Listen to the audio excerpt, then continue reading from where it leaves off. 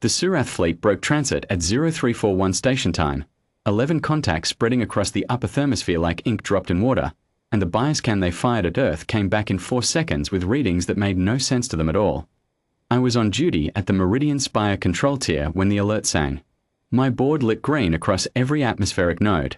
Not an alarm, just a status pulse. The standing order response our systems had been coded to give the moment any external bias can sweep the planet's surface.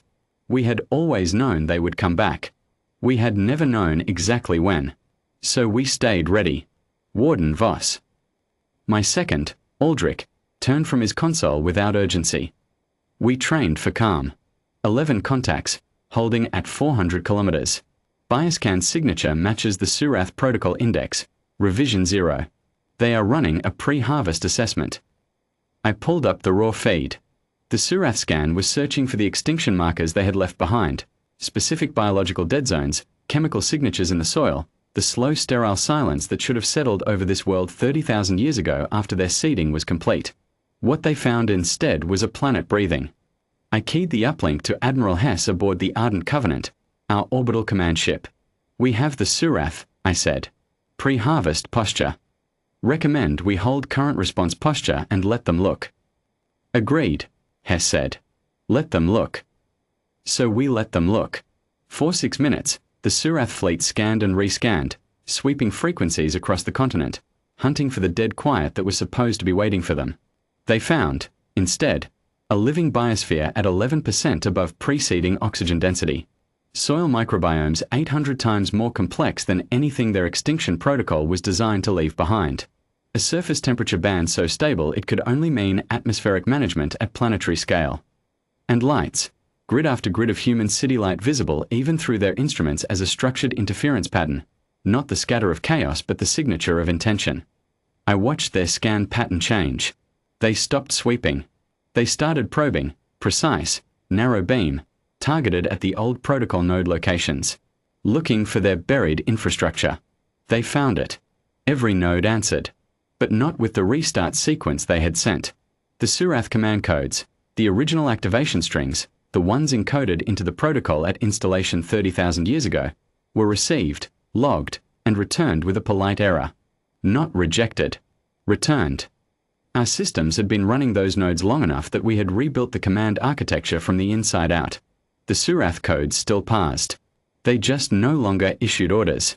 They reported to us instead, the way any subsystem reports to the authority that has been running it for 29,000 years.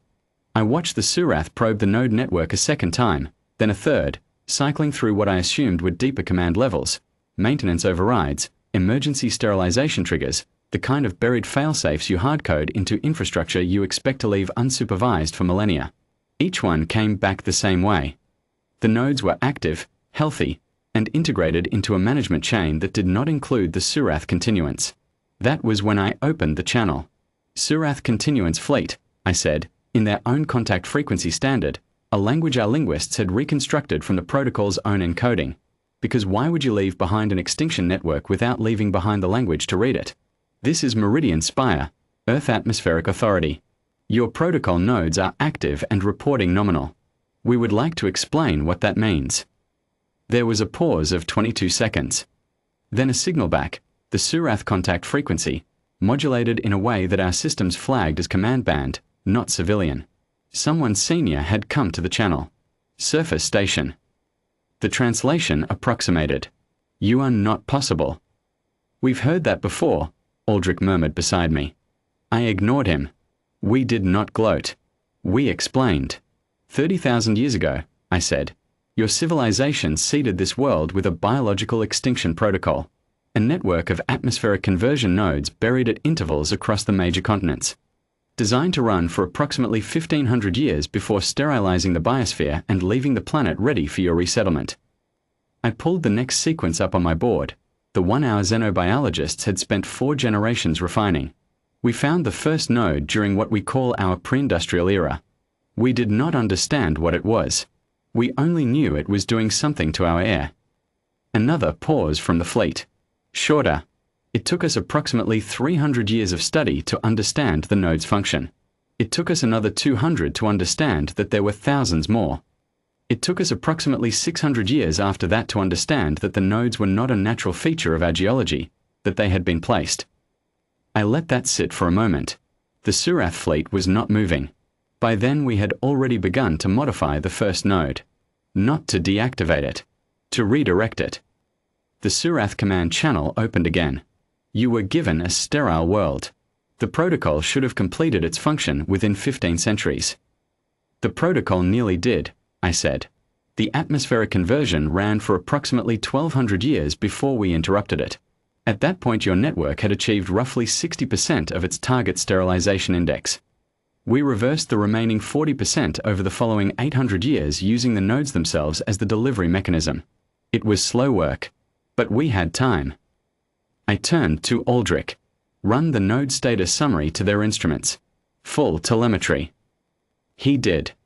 I gave the Surath fleet 40 seconds to read it. 4,217 nodes, spread across every continent, every ocean floor, every major atmospheric stratum. All active. All integrated into our planetary management infrastructure. The atmospheric oxygen regulation that kept our cities breathable at altitude. The soil microbiome seeding program that had rebuilt our farmland after the centuries of protocol damage. The deep ocean carbon conversion that had stabilized our temperature band.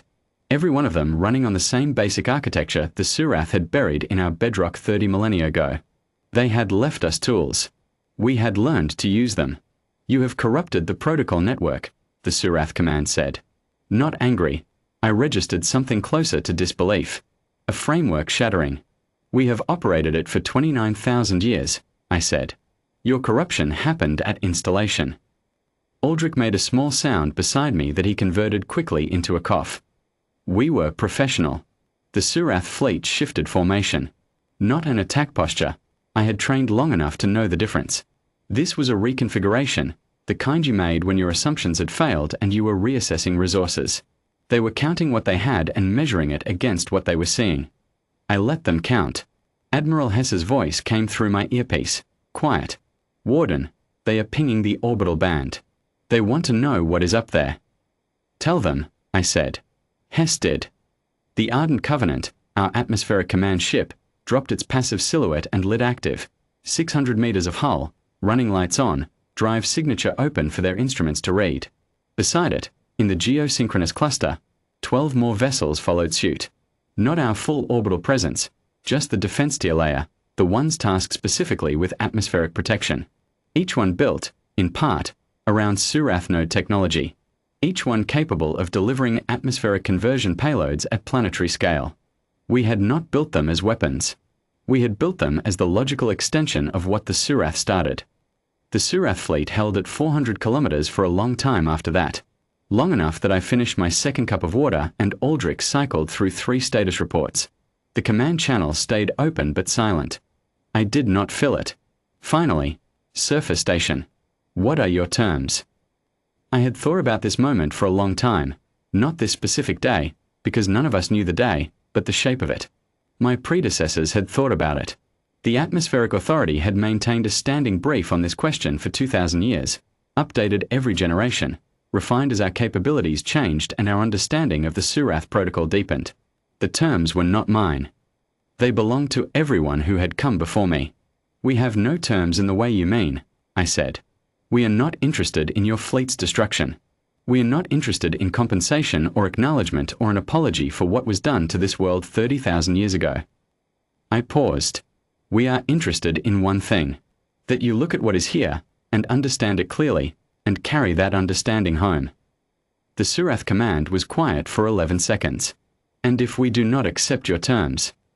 Then we demonstrate, I said, what a planet that has spent 30,000 years learning how to manage its own atmosphere can do to a fleet that is breathing our air. It was not a bluff. The Surath knew it was not a bluff. Their instruments had already told them. We controlled every molecule of air between their hulls and our surface. We had been doing it for 29 millennia. The nodes they had put here to kill us were now the nervous system of a planet that had learned to breathe for itself, and we could change what that atmosphere contained with the same precision that they had once tried to use against us. We did not want to. That was not who we were. But they needed to know we could. The Surath fleet held for another 4 minutes.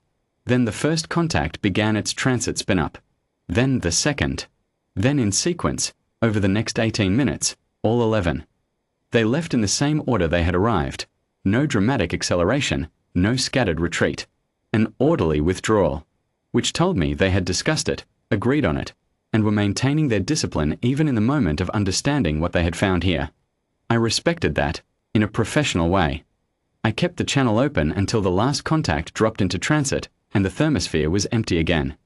Then I pulled up the long record, the incident log that stretched back 8 centuries of probe pings, automated survey sweeps, 2 previous contact attempts by Surath unmanned systems that had found the node network active and apparently returned the data without the continuance ever sending a response.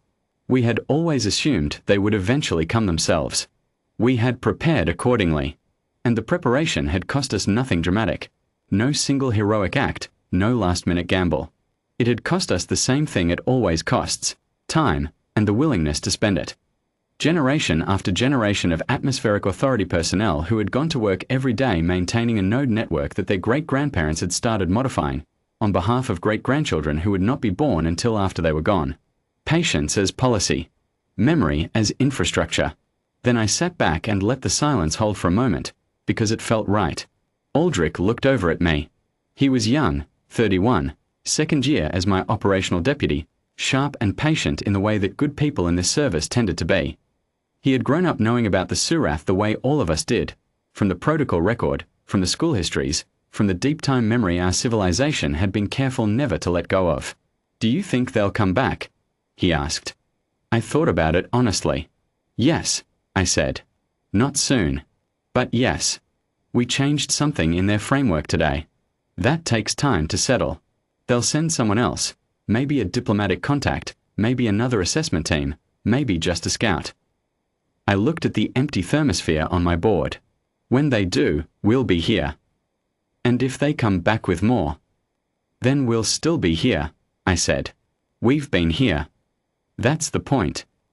Aldrich nodded, slowly, and turned back to his board to log the contact.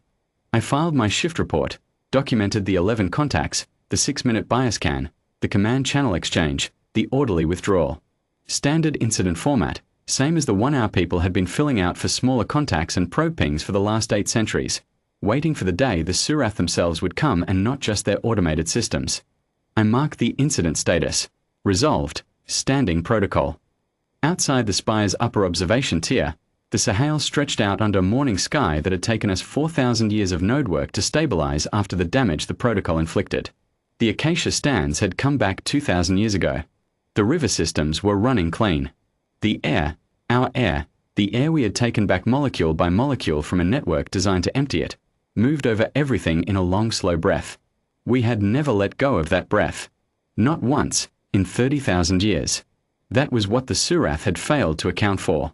Not our weapons. Not our warships. Not even the nodes we had turned against their purpose. Just the fact that we had kept breathing when their math said we couldn't.